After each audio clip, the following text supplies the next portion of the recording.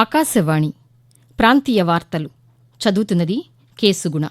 ముఖ్యాంశాలు: ఉభయ తెలుగు రాష్ట్రాల నుంచి మరిన్ని వందే భారత్ రైళ్లు అందుబాటులోకి తీసుకురానున్నట్లు కేంద్ర రైల్వే శాఖ మంత్రి అశ్విని వైష్ణవ్ వెల్లడించారు. ఉమ్మడి ఆంధ్రప్రదేశ్ విభజన సమస్యలను ఇరు రాష్ట్రాలు సమన్వయంతో పరిష్కరించుకోవాలని కేంద్ర హోంశాఖ సూచించింది.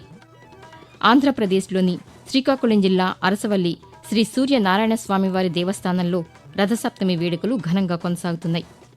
తెలంగాణలో నిర్ణీత గడువులోపు కులగణన పూర్తి చేశామని బీసీ సంక్షేమ శాఖ మంత్రి పొన్నం ప్రభాకర్ తెలిపారు.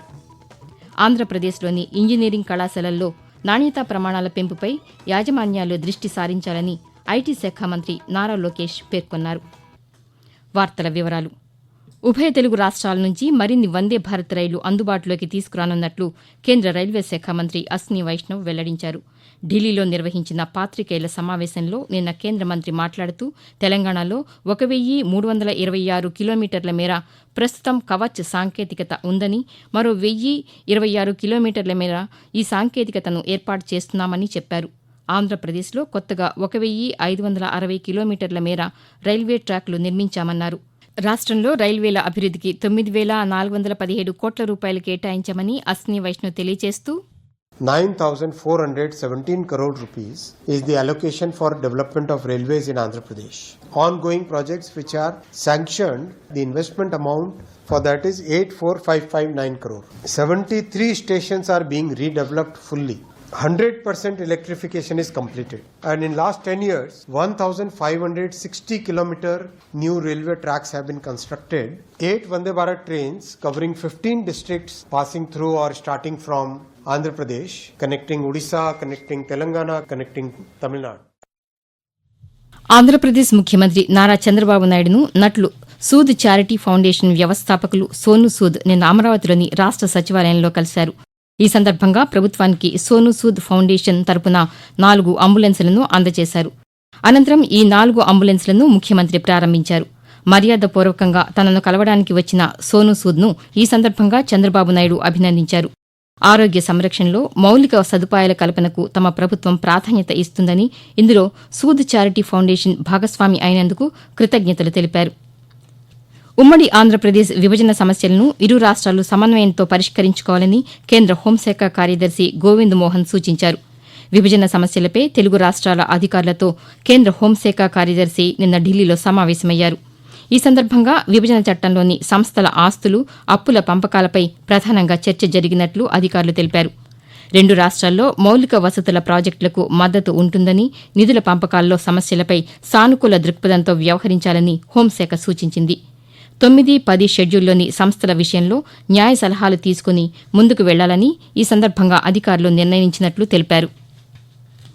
తెలంగాణ సామాజిక ఆర్థిక గణన, ఎస్సీ ఉపకులాల వర్గీకరణకు సంబంధించి ఏకసభ్య కమిషన్ నివేదికపై చర్చించేందుకు ఈ ఉదయం 11 గంటలకు శాసనసభ, శాసనమండలి ప్రత్యేకంగా సమావేశం కానున్నాయి. ఈ మేరకు శాసనసభ కార్యదర్శి నరసింహాచార్యులు ఒక ప్రకటన విడుదల చేశారు. ఈ సమావేశాలకు ముందు శాసనసభ కమిటీ హాల్లో ఉదయం 10 గంటలకు ముఖ్యమంత్రి రేవంత్ రెడ్డి అధ్యక్షతన మంత్రిమండలి సమావేశమై ఈ 2 నివేదికలపై చర్చించి ఆమోదించనుందని ప్రభుత్వ వర్గాలు తెలిపాయి. రథసప్తమి పర్వదినాన్ని ఈరోజు ప్రజలు భక్తి శ్రద్దలతో జరుపుకుంటున్నారు. మాఘమాస శుక్లపక్ష సప్తమి సూర్య జయంతి రోజున ఈ పర్వదినాన్ని ఘనంగా నిర్వహిస్తారు.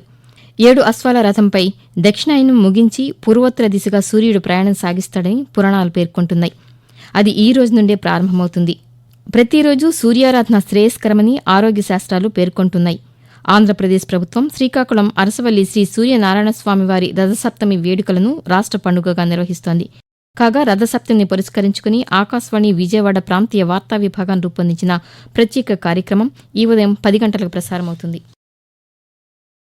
ఆంధ్రప్రదేశ్లోని శ్రీకాకుళం జిల్లా అరసవల్లి శ్రీ సూర్యనారాయణస్వామివారి దేవస్థానంలో రథసప్తమి వేడుకలు ఘనంగా కొనసాగుతున్నాయి. రాష్ట్ర పండుగగా నిర్వహిస్తున్న ఈ వేడుకలలో కేంద్ర పౌర విమానయాన శాఖ మంత్రి కింజరాపు రామ్మోహన్ నాయుడు పాల్గొన్నారు. ఈ సందర్భంగా ఆయన పాతికేయులతో మాట్లాడుతూ అరసవల్లి ఆలయాన్ని ప్రసాద్ పథకం కింద అభివృద్ది చేసేందుకు సమగ్ర నివేదికను సిద్దం చేసి కేంద్ర ప్రభుత్వానికి ప్రతిపాదనలు పంపించామని అన్నారు.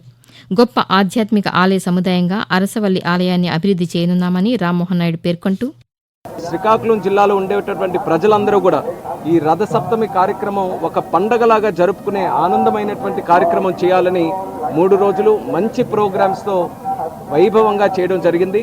వచ్చేటటువంటి ఏ భక్తుడికైనా సరే ఎక్కడ ఎటువంటి ఇబ్బంది కలగకుండా అన్ని ఏర్పాట్లు కూడా చేశాం. దీన్ని మరింత ముందుకు నడిపిస్తూ కేంద్ర ప్రభుత్వం ద్వారా ప్రసాద్ స్కీమ్ ద్వారా కూడా ఆల్రెడీ డిపిఆర్ కూడా తయారు చేసి పెట్టడం జరిగింది. మా ఆలోచన అంతా కూడా ఒక కాంప్లెక్స్ లాగా ఈ అరసవల్లి దేవాలయం అంతా కూడా ఒక బ్రహ్మాండమైనటువంటి కాంప్లెక్స్ గా భవిష్యత్తులో తయారు చేసి ఎక్కడి నుంచి భక్తులు వచ్చినా సరే చాలా ఆనందంగా భక్తిభావంతో దర్శనం చేసుకొని తిరిగి వెళ్లేలాగా ఇక్కడ సౌకర్యాలు కూడా కల్పించాలనేది ఒక మాస్టర్ ప్లాన్ తో మేము ముందుకు వెళ్తున్నాం. ఆకాశవాణి ప్రాంతీయ వార్తలు వింటున్నారు.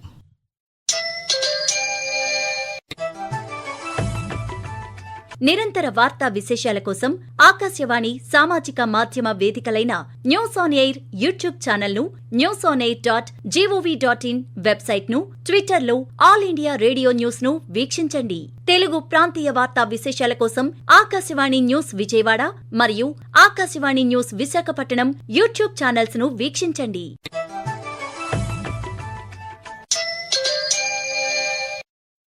ఆంధ్రప్రదేశ్లోని పలు పట్టణ స్థానిక సంస్థల్లో ఖాళీ అయిన 12 స్థానాలకు నిన్న ఎన్నికలు నిర్వహించగా 7 స్థానాల్ని అధికార కూటమి ప్రభుత్వం గెలుచుకుంది. కోరం లేకపోవడం, ఇతర సాంకేతిక కారణాలతో 5 చోట్ల ఎన్నిక ఈ రోజుకి వాయిదా పడింది. వాయిదా పడిన 5 deputy mayor, municipal chairperson, vice chairperson స్థానాలకు ఈ రోజు మళ్లీ ఎన్నికలు నిర్వహిస్తున్నట్లు రాష్ట్ర ఎన్నికల సంఘం ఒక ప్రకటనలో తెలిపింది. తిరుపతి కార్పొరేషన్లో డిప్యూటీ మేయర్, నందిగామ, పాలకొండల్లో చైర్పర్సన్, తుని, పిడుగురాళ్లలో వైస్ చైర్పర్సన్ స్థానాలకు ఉదయం 11 గంటలకు ఎన్నికలు నిర్వహిస్తున్నట్లు పేర్కొంది. తిరుమలలో రథసప్తమి వేడుకలు ఘనంగా కొనసాగుతున్నాయి. రథసప్తమి పండుగ సందర్భంగా ఈ రోజు స్వామివారికి సప్తవాహన సేవలను తిరుమల తిరుపతి దేవస్థానం టీటీడీ నిర్వహిస్తోంది. ఇందులో భాగంగా ఈ తెల్లవారుజామున సూర్యప్రభ వాహనంపై మలయప్ప స్వామివారు మాడవీధుల్లో ఊరేగుతూ భక్తులకు దర్శనమిచ్చారు. ఈ సాయంత్రం వరకు స్వామివారు పలు వాహనాలపై దర్శనమిస్తారు. తెలంగాణలో నిర్ణీత గడువులోపు కులగణన పూర్తి చేశామని బీసీ సంక్షేమ శాఖ మంత్రి పొన్నం ప్రభాకర్ అన్నారు. హైదరాబాద్లోని గాంధీభవన్లో నిర్వహించిన పాతికేయుల సమావేశంలో నిన్న ఆయన మాట్లాడుతూ కులగణనపై విమర్శలు చేసేవారు పునరాలోచించుకోవాలన్నారు. బీసీల సంక్షేమం కోసం గణన చేపట్టామని తెలిపారు. ఆ వివరాలను పబ్లిక్ డొమైన్లో అందుబాటులో ఉంచుతామని, దీనిపై సలహాలు, సూచనలు స్వీకరించేందుకు సిద్దంగా ఉన్నామని మంత్రి పేర్కొంటూ, ఈరోజు ఈ యొక్క సమాచార సేకరణ ప్రక్రియ చివరి అట్టడుగు వర్గంలో ఉన్న వ్యక్తికి న్యాయము లాభం చేకూరేదాకా మన యొక్క కార్యాచరణ కొనసాగాలని ఆకాంక్షిస్తా ఉన్నా. ఇది పబ్లిక్ డొమైన్ లోకి వస్తుంది. దాని ప్రకారంగా వాళ్ళకు కూడా ఎవరెంతుందో తెలుస్తుంది. దాని ప్రకారంగా వాళ్ళ కార్యక్రమాలు, కార్యాచరణ కొనసాగుతుంది. ఇది అందరూ కూడా స్వాగతించాలి. ఏదైనా సలహా సూచన ఇస్తే తప్పకుండా మా పార్టీ కానీ ప్రభుత్వం కానీ తీసుకోవడం సిద్ధంగా ఉన్నది. ఆంధ్రప్రదేశ్లోని ఇంజనీరింగ్ కళాశాలలో నాణ్యతా ప్రమాణాలు పెంచడంపై యాజమాన్యాలు దృష్టి సారించాలని ఐటీ శాఖ మంత్రి నారా లోకేష్ సూచించారు. గుంటూరు జిల్లా ఉండవల్లిలో ఇంజనీరింగ్ కళాశాలల యాజమాన్యాలతో మంత్రి నిన్న సమావేశమయ్యారు. కళాశాలలు ఎదుర్కొంటున్న సమస్యలను మంత్రి దృష్టికి తీసుకువెళ్లారు. ఈ సందర్భంగా నారా లోకేష్ మాట్లాడుతూ ఇంటర్ విద్యలో అనేక మార్పులకు శ్రీకారం చుట్టామని చెప్పారు. అన్ని విద్యా సంస్థల్లో స్థూల నమోదు నిష్పత్తి పెరిగేలా చర్యలు తీసుకోవాలని సూచించారు. రాష్ట్రంలోని ఇంజనీరింగ్ కళాశాలల్లో ప్లేస్మెంట్ వివరాలను ఎప్పటికప్పుడు ఆన్లైన్ ద్వారా ప్రభుత్వానికి తెలపాలని పేర్కొన్నారు. విద్యా వ్యవస్థలో నైతిక విలువలతో కూడిన సంస్కరణలు తేవాలన్నదే ప్రభుత్వ లక్ష్యమని మంత్రి స్పష్టం చేశారు. ప్రాంతీయ వార్తలు ముగించే ముందు ముఖ్యాంశాలు మరొకసారి. ఉభయ తెలుగు రాష్ట్రాల నుంచి మరిన్ని వందే భారత్ రైళ్లు అందుబాటులోకి తీసుకురానున్నట్లు కేంద్ర రైల్వే శాఖ మంత్రి అశ్విని వైష్ణవ్ వెల్లడించారు. ఉమ్మడి ఆంధ్రప్రదేశ్ విభజన సమస్యలను ఇరు రాష్ట్రాలు సమన్వయంతో పరిష్కరించుకోవాలని కేంద్ర హోంశాఖ సూచించింది. ఆంధ్రప్రదేశ్లోని శ్రీకాకుళం జిల్లా అరసవల్లి శ్రీ సూర్యనారాయణ స్వామివారి దేవస్థానంలో రథసప్తమి వేడుకలు ఘనంగా కొనసాగుతున్నాయి. ఆకాశవాణి ప్రాంతీయ వార్తలు ఇంతటితో సమాప్తం. తిరిగి మధ్యాహ్నం 1:20 ప్రాంతీయ వార్తలు వింటారు.